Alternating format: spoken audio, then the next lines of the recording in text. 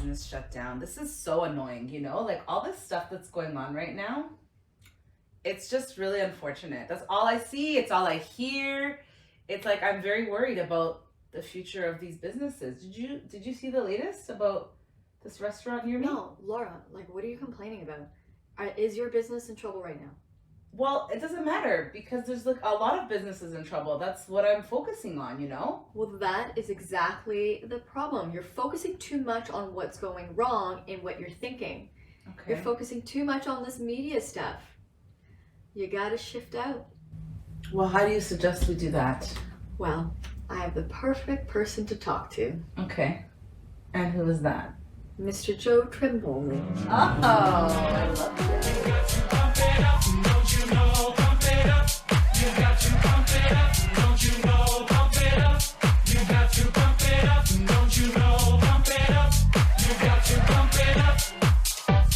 All right. Okay.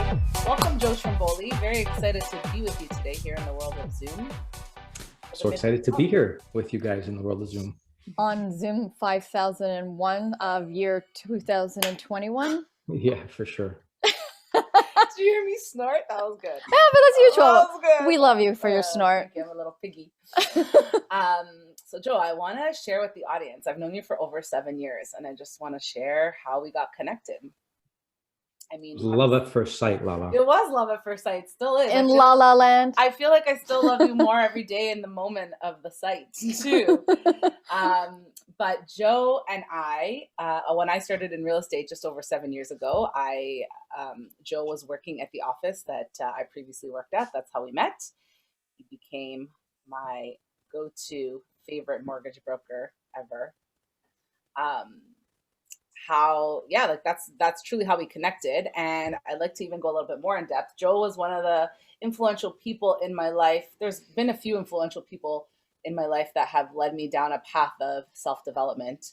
But I remember having a lot of deep conversations with Joe about just being unhappy with where I was at in my business and in my life. And I remember crying, Joe, I don't know if you remember this, but like I cried in your office one day just about like a scenario that I was in. And, you helped me through that process. And I think it was there that I started to see there was this other sort of mindset that I could take on. And so, other than the fact that we know each other professionally, you hold a very special place in my heart for having that awareness and sharing that gift with me. So thank you very much for being here. I feel the same way, Laura. I think that's what connected us. We used to have we still do have real conversations that I think most human beings don't get to have. So for that, I'm so grateful that totally we have that.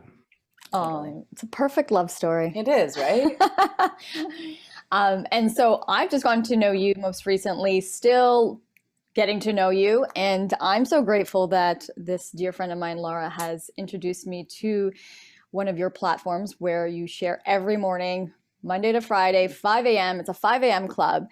And the interesting story about this is that Laura did bring this to my attention earlier in 2020, probably beginning of summer. Yeah. And, she was sharing that she was on this 5 a.m. club. And I was like, oh, cool, blah, blah. I've, known the world of the 5 a.m. club from Robin Sharma and all these other different communities, but I never took part. And so she's like, oh, you should try it. When they say the student is ready, the teacher will appear. So it was one of those stories. And I've had those stories happen to me quite a few times in my life. And it was exactly that. And then at the end of 2021, I was like, La, I really want to up my game on my morning routine. Like I definitely have my spiritual ritual, which is like non-negotiable for me. But I really wanted to like nail it for 2021. And I said like, I needed something bigger, the next level. She's like, well, why don't you come and join the 5 a.m. club? I was like, yep, done.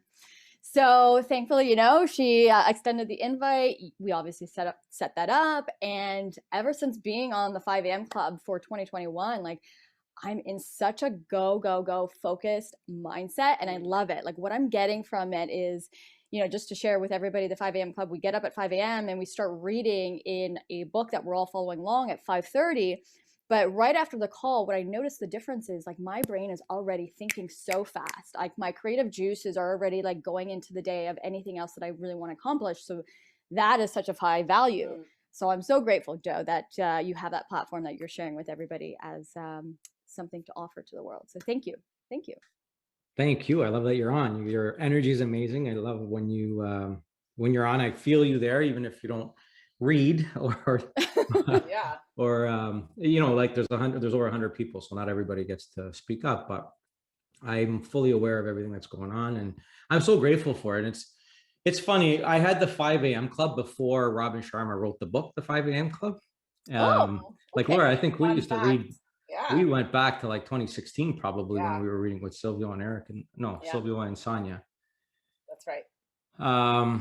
Yeah, so it's kind of cool the way it all came to be. It's now the wake up call. We call it the wake up call. That's right. So yeah, you were ready for your wake up call this year. Certainly We all was. are, right? It's the perfect tagline for, because it's not only referring to the time of the waking up, but it's like waking up Yeah, it really to a is. different life, you know? It's Is cool. really waking up your mind. And, you know, this is the topic that we'd love to discuss with you, Joe, today, because it's such a relevant topic that everybody's starting to think about. And, you know, you've been such a great leader in the space about how to wake up your mind to what's around you, what do you want to accomplish, how do you want to focus your life. So we'd love to dive into this with you today. So Joe, please tell us kind of like what is it that you see might be the biggest barrier for people who are feeling stuck, especially in this time and age that we're going through? Yeah, it's so easy to get stuck now. When you're stuck, it's because you're getting all emotionally involved with what's going on already in your life. So we all go through the same process, a thinking process. So we think thoughts, and then those thoughts cause us to feel something.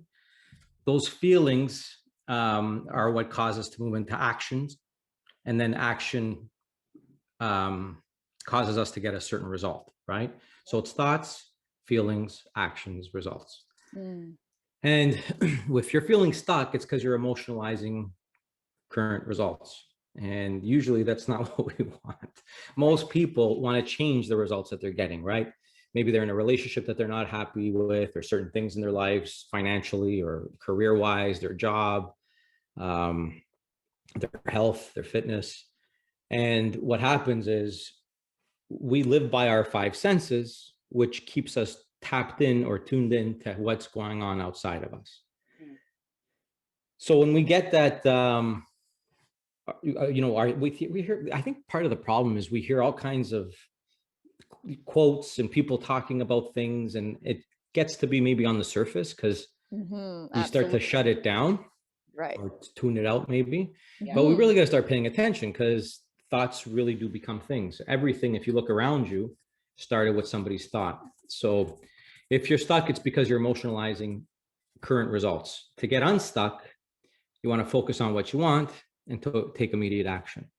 And if you've ever had like a pile of papers, or if you've ever had to clean out your closet or the garage or the back room or whatever, you kind of you feel stuck. Like it's hard to get motivated. But once you start, the second you start, it's like you already start to feel better, even before it's all done, right? Like just taking action starts to get you feeling unstuck. But focus on what you want. Like, I want to clean this stuff up, right? I want to do a certain volume with my business. I want to change my whatever. And as soon as you take action towards that, you see that you start to feel better. Yeah, I'm hearing like really when we're in our thoughts and just thinking of maybe all the negative things or all the results that we're not currently getting that we want, let's say, like I'm hearing that thought process is what really keeps us stuck. Because I don't know, you guys know the saying, you're only stuck, really, you're only stuck if you're a tree. Like there's something about like stuck is it's not a real thing. It's like a thought process that we've made up.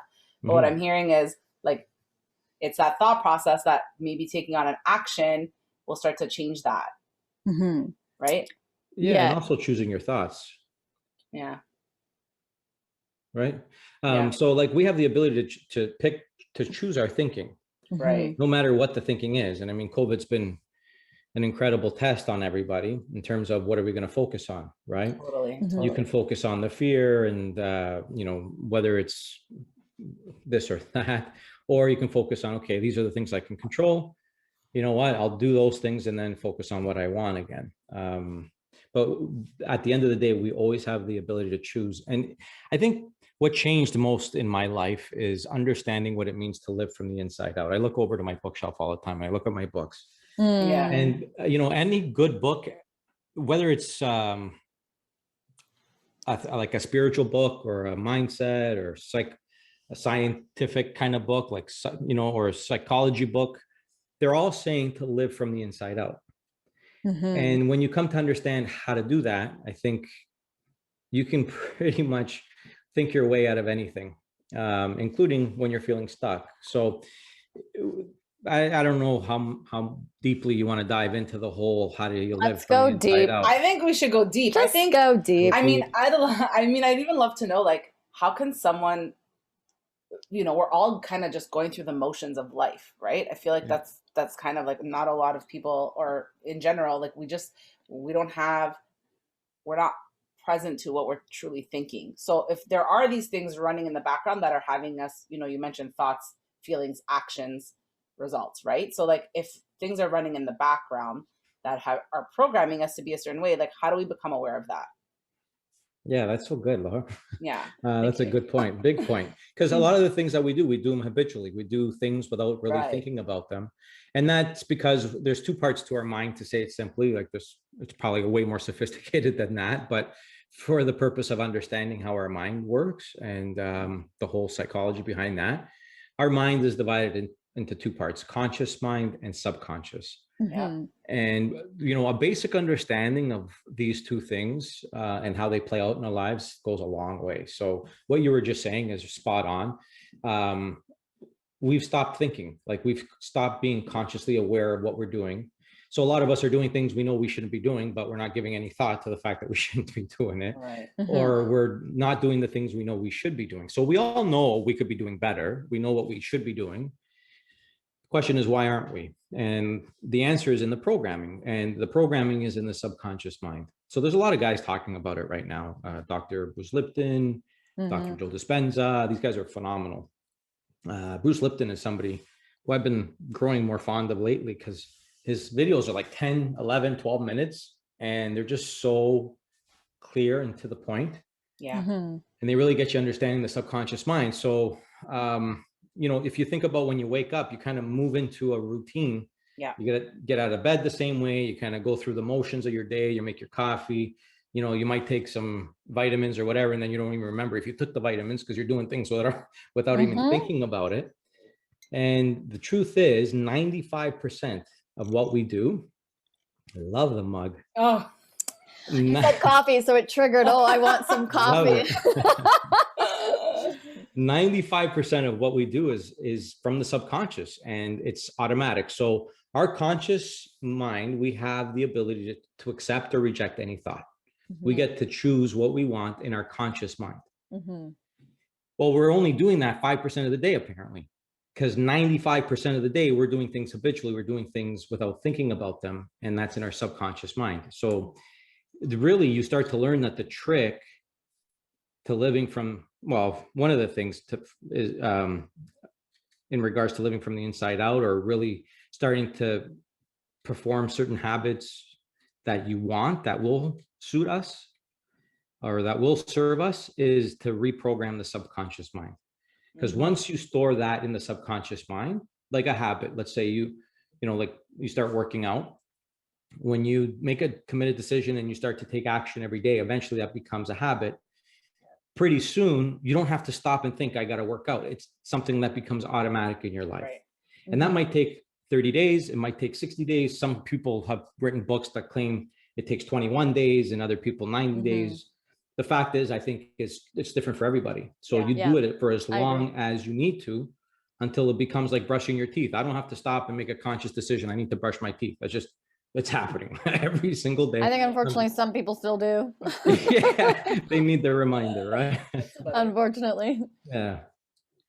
I really, the way I look at this is, if I really want to change the thoughts that I really want to focus on, to simplify it, it is a longer process or an in-depth process, as we're discussing today. But I think of it as, like me in driving, or anybody in driving. Like, our driving has become so habitual to us that now we're, multitasking as we're driving. We're looking at our phones, maybe putting on our makeup. I've done this before, getting to my work day. I'm like pro multitasker while driving. I don't even need to know really when to like look to my right and my blind spot. It just kind of comes automatic. So that subconscious now is like, just keep doing it. Like the thoughts and the results that I want is just keep doing it until it's so automatic. Yeah, And that's it, such a perfect example. Yeah, that's spot on, Antonietta. You see that, and then you watch somebody else who's been driving for a little bit of time. They don't stop and think. Like sometimes I can get to Montreal and get there and be like, how did I get here? Yeah, I do not Absolutely. remember how I got here. absolutely. totally. Because Yeah, it's so automatic. And then I think to that point, when we become automatic in those focused thoughts that we want to, you know, ingrain into our subconscious, then you can add on more. What's the next level in life that you want to like focus on? And that's the multitasking of, now I can do my makeup while I'm driving. Yeah. So I really kind of picture it like that. yeah, it's perfect. I love it. Yeah. Okay. Yeah, So so you decide what you want. Like, okay, I want to learn how to drive, but you got to want it, Right.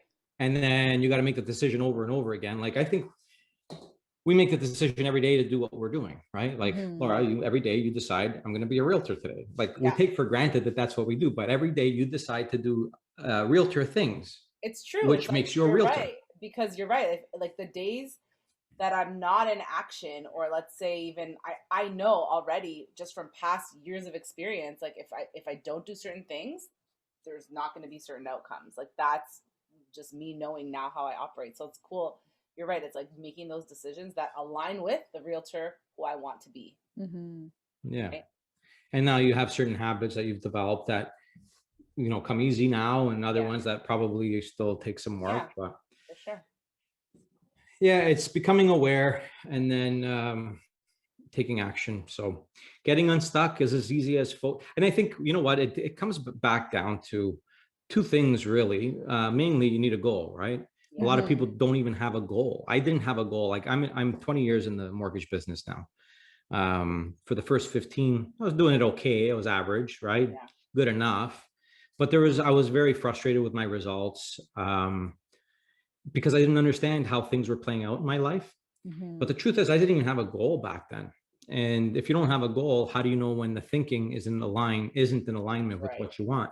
You have no way of knowing, hey, I'm going the wrong way. Like if you leave your house and you don't know where you're going, how do you know you're going in the wrong direction? So first thing, I think we need a goal so that when we do feel like we're in a rut, we can remind ourselves, well, what do I want? Well, yeah, my goal.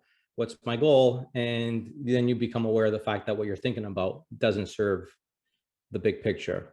Yeah. The second thing you need to know is where you're at. Like I think of the GPS, right? You can tell it where you want to go, the destination.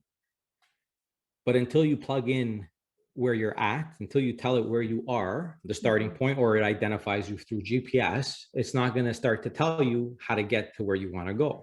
Right. And where we're at is a result of our paradigm. So our paradigm, a paradigm is a multitude of habits that cause us to take action. And 95% of what we do is as a result of our paradigm. So we've got this paradigm, and if we don't know where we're at, what that programming is like, then we're not going to understand why we get the result that we get. So we need to know where we're going. We need to know where we're at.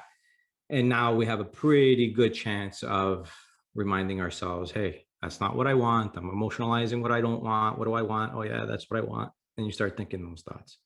And then that brings us into the higher faculties. So if you really want to dive into the whole living from the inside out, living from the outside is basically reacting to things outside of us, right? So we have our five senses. We can hear, see, smell, taste, and touch. And I mean, they're great. I love my senses, you know, but they're a blessing and they're a curse. Like I love this certain scents. I love certain visuals. I love listening to music. So my senses, I'm so grateful for them. But we also got to understand that we're often just allowing our senses to give us feedback from the outside world, Right. where we get emotionally involved with what this feedback is. So if I'm somebody who's struggling financially and I've set a goal that I want to be financially free or whatever, the moment I put my eyes on my bank statement or my financial statement or the bills that got to be paid, it's very easy to start to emotionalize that. But if you think about the thought started from something outside of you. Mm-hmm. And I'm not suggesting we should become delusional and start acting like cajillionaires, but we have the ability to choose our thoughts. So, I mean, the fact remains, yeah, okay, so that's my bank account and I don't like it. But if I'm going to change that result, I have to be able to focus on the new thought. And the new thought is what I've created through the use of my imagination. So we have these higher faculties. In the book Think and Grow Rich, which we just finished, Yeah. talks about, well, Napoleon Hill says that, actually gives us the definition for the word education, Okay. which means, it comes from the Latin word educo, which means to draw out or to develop from within. And then Napoleon Hill goes on to say that an educated man is not one, or an educated person is not one who has acquired a vast amount of general or specialized knowledge. An educated person is one who has so developed the faculties of their mind that they can acquire anything they want without violating the rights of others. So he talks about it right there. And I remember, like, what are the faculties of the mind? So the faculties of the mind are perception. Okay. We have the ability to perceive something, imagination, intuition, memory, the will, and reason. Joel, can I just ask you a question before you go into those a little bit more? Like, can I give an example of when I think I use my imagination to serve me in a good way? And then can you kind of go into, like, if that makes sense? I don't know. I kind of just think it might be a great example to like just demonstrate. Absolutely, because the only time this stuff makes sense is when we connect the dots. So yeah, right. Because I feel like you've shared stories too about, like, maybe you envisioned something that was your imagination working for you, and I just got this thought right now in my mind. Many years ago, it was actually like the first offer presentation I was doing by myself as an agent. So I was competing with other agents and buyers on this one property. So to prepare for that moment, I went for a float. I don't know if everyone knows what floating is. But anyways, I went for a float. Reach out to us. We'll explain it. Anyways, we'll have another conversation. Quick update. It's like sensory deprivation. You're in a tank floating, and you're with your thoughts. And in that hour that I was floating, I used my imagination to envision how that offer presentation would go. And I went through details, like me shaking the realtor's hand, congratulating him working together, me hugging my clients at the end of it, like, oh my gosh, you got your first home. We beat out all these other offers. So I really was, like, very intentional in my imagination in that moment. And to the point where I remember showing up to this offer presentation so confident that I had it. And literally these agents were, like, lining up at my door and they were chit-chatting with me. And I was literally telling them, like, you can just leave now because this will be my client's home. Like, that's how confident I was because of that imagination process. So I'm just like, I don't know. Does that make sense what I just shared? And absolutely. Is that using one of our mental faculties? Yeah. And if you think about it, like, you were in a space where you were quiet and you had time to think. Yeah. And that's right away. That's something most of us don't ever take time to do, right? Right. Absolutely. Probably, and if we did, we'd turn on Netflix or, I don't know, our phone, Instagram or TikTok. So you're sitting there, you're floating, life is good. I think what's key about what you said is you were able to feel what it would feel like. Yeah. Congratulating the realtor, shaking their hand, congratulating your clients, celebrating with them. And you said it, it was like you had it. Yeah. And I think anybody that's ever felt like they've manifested something, I hate that word just because of the stigma, but I've manifested some things. And when I look back, and that's not to say I'm sitting here, I'm going to manifest whatever. But I can think back to when things did happen. I remember that feeling. It was like you felt it as if you already had it. So you don't get, and that's one of the big laws. You hear it in The Secret. You don't get what you want, you get what you're in harmony with. Yeah. And that's a big thing. Like, if you can feel yourself, see yourself with it, if it's not beyond your self-image, if you believe you can do it, you're in harmony with it. And it's so cool how it comes. Has that ever happened to you? Oh, it has. Actually, I have a great story to share if I could now. Yeah, share. So one of my great manifesting moments in my life has been when I called in my condo that I have for myself now. Oh, yes. And I had discovered this property before it was built, newly built land. It's in the park lawn and lakeshore area of Etobicoke in Toronto. And by chance, with somebody, but not by chance, I don't believe in that, I got to be introduced to this property that was going to be going up. It's a new build. And I just knew as soon as I walked onto this property of the presentation room, I don't know where I am. I don't know the neighborhood I'm in, but I need to be here. I knew that the water was there. I felt the energy in this neighborhood. I felt the energy in this presentation room. And I said, I need to be here. I don't know how I'm going to do it. For a week straight, after I first got introduced to that presentation room, I went back to that neighborhood every night, every day. And I just drove around. I sat by the water. I envisioned myself being in the neighborhood. I envisioned myself walking into my new condo. I envisioned my view. I did it for a week straight. And that first day that I got introduced to it, they said all the units that I particularly wanted, which was a high view, water view, was all sold out, all gone. There was only levels 1 and 2. And I was like, well, no. I'm like, that's not going to happen. I'm like, I'm not taking ground 1 and 2 to be here. Like, if I'm going to buy into this, it's like what I want. So I said, okay, just call me as soon as something comes up. But so for a week straight, I went back to that neighborhood and I really envisioned like myself being in there, the lifestyle, everything. And within, I think 5 days later, the sales rep called me back and she's like, Antonietta, you need to come back and come in right away. I have 1 unit that has returned back with a high view, lake view, and if you want it, you got to come down. I was like, all right, it's mine. Amazing. I had no idea. I had no idea of how to buy a home. I was 25 years old. I didn't know anything about it. And I was like, I don't know. I'm like, okay, what do I got to do? And I just followed the process. And now today I have like this home that I've been living in for the past 9 years, and it's been a dream. It's like I called that in because I knew it was mine. I felt it. I emotionalized it. It's so cool. Yeah. I love that. Yeah. You know, what's really cool about that is you say you didn't know how. And I didn't. And I think that like that was probably your greatest gift in that whole thing. Because a lot of us, when we're choosing a goal or when we decide we want something, we talk ourselves out of it because we start to think about how it's going to happen. And the how is a dream killer. Once you start, so I'm not saying like after you've chosen the goal to start asking how, because you're gonna sort of ask, okay, well, what are some things I need to do to move me towards my goal? But a lot of us get stuck on the how, like, and then we never take action because it's like we can't imagine it because it doesn't fit into our lives. Like it's something so far out, so beyond what we've done before, if it's the right kind of goal anyway, where we're not going to know how. You have no idea how it's going to happen. You can only connect, Steve Jobs said it, you can only connect the dots looking back. Absolutely. Yeah. So if we get stuck on, well, how is this going to unfold going forward? It's you basically get stuck where you're at. So that's so cool. I love that story. Like as you're sharing, I'm even imagining like which mental faculty was really right there for you in that moment. And I think it was your will. Like it was like you just had this desire, this will to be in that exact space, and you weren't gonna stop until it happened. Yeah, like I had no idea what to do or how to do it. Like I had nobody to teach me. I was still fairly young, 25, but I just had this big desire, and I knew I was in harmony with something that I just really saw for myself. And I was like, okay, I'm gonna go forward, whatever it takes. So cool.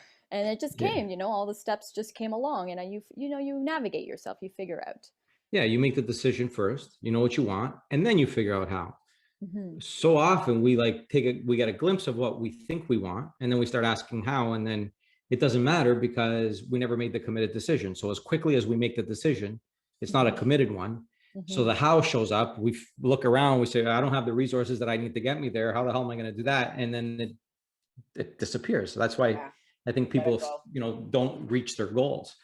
So going back to those higher faculties, what's cool is like, Laura, I love that you're asking which faculties. So the truth is we use our higher faculties all the time. So these faculties, they're like tools, right? So we reason with things. We use our perception. We perceive things. We imagine, we use them. So we're always using these things, but few of us are using them on purpose or to our favor, right? So like I used to imagine all the reasons why I shouldn't work out, why it's not going to work out, why, because I'm unlucky. And so whatever way you see the world and your root thinking will cause you to perceive things a certain way, will cause you to reason with things a certain way. So if that belief that's programmed in your subconscious that we spoke about before, if there's a program in there saying money's for other people, not for you, if it's a scarcity mindset, if it's like a poor health mindset or whatever, if that's the dominant, if that's the programming, your higher faculties are being controlled by your paradigm. Okay. So the paradigm is in control of these faculties. In control of how you perceive something. It's in control of how you reason with something, your ability to focus on something, the will. Like Antonietta was able to focus on what she wanted to the exclusion of whatever was happening outside of her, right? Regardless of, I don't know how to do this, she actually used her will on purpose to focus on what she wanted. Yeah. But so many of us just start like our paradigm is in total control of our thinking of these higher faculties. So we use them all the time. The question is, how do we start to use them so that they serve us towards the thing that we decide that we want? And you know what? And I think, oh my God, there's so much to it. I think it comes down to, I think the best thing you can do, and we'll probably get into this a little later, but gratitude is like the first thing you can do. Like, I was not a very grateful person back in the day. I was so angry. I was so angry. Like, life was just so unfair. And then just becoming aware of certain laws and knowing that life works exactly the same way for everyone. There's no such thing as luck, because there are laws that govern us. Like the law of cause and effect. Every action has an equal and opposite reaction, and all these beautiful things. I think there's so much to talk about. This is such an in-depth conversation.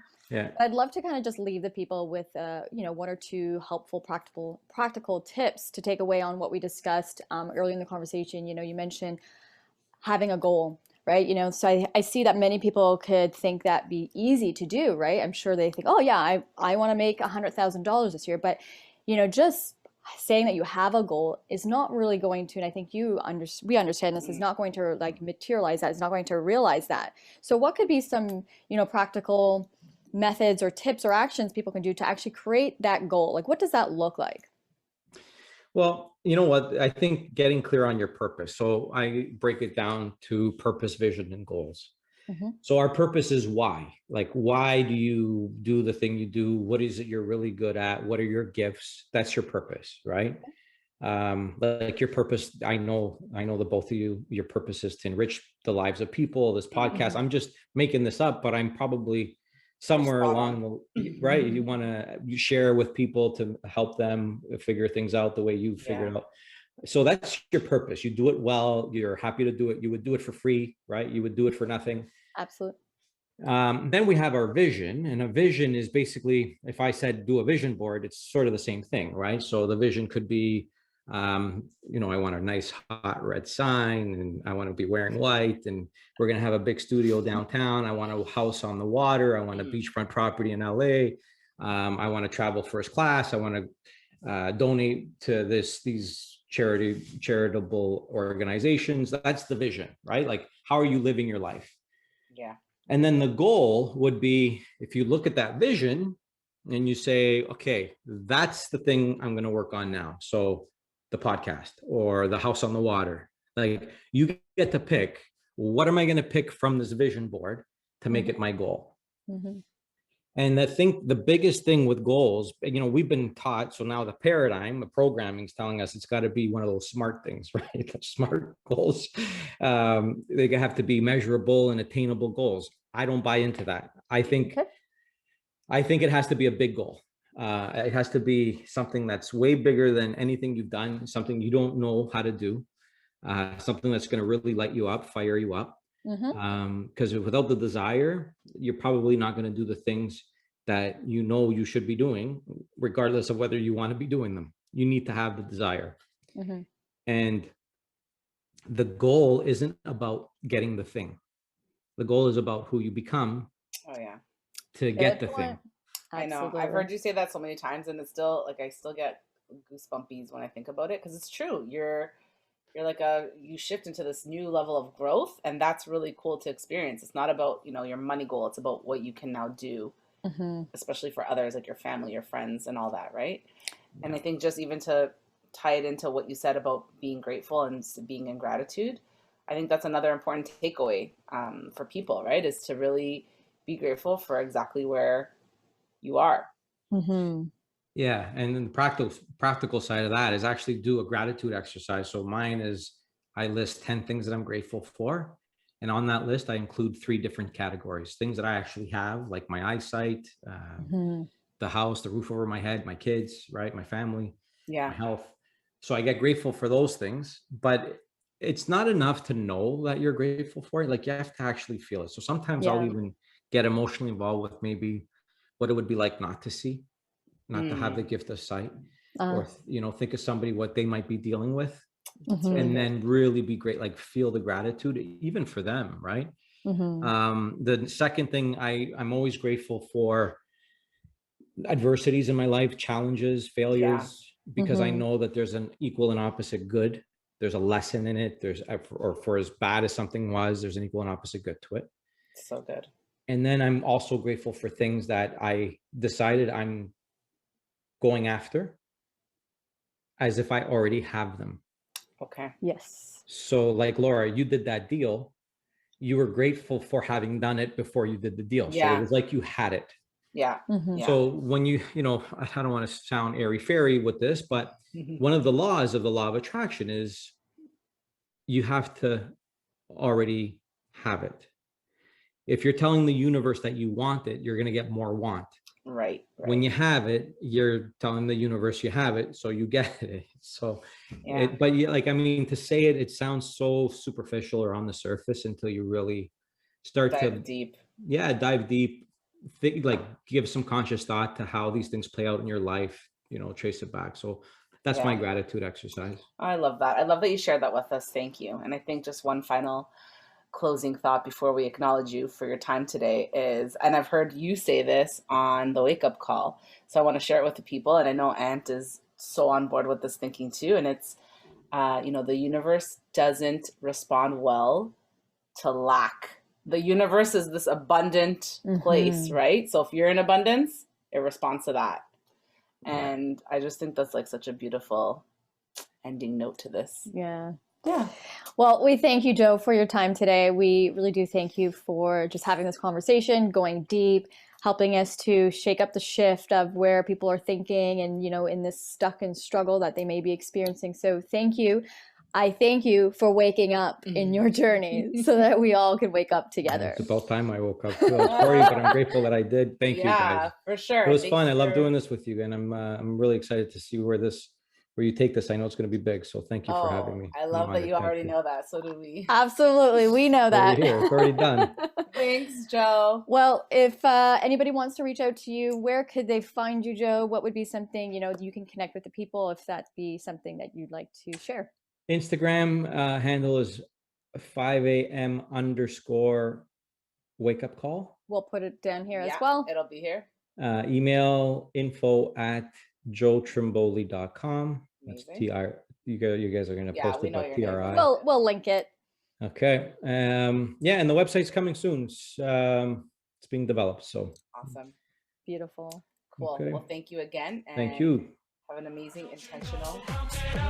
Thanks, Joe. We love you. Love you too. Bye.